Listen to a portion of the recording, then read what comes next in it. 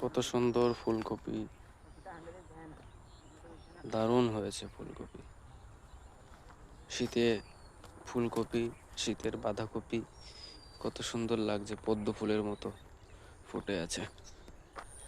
দারুণ দারুণ দারুণ, কত সুন্দর। বাঁধাকপিগুলোর সাইজ কি সুন্দর, দেশি বাঁধাকপি, একটা আলে দুটো করে,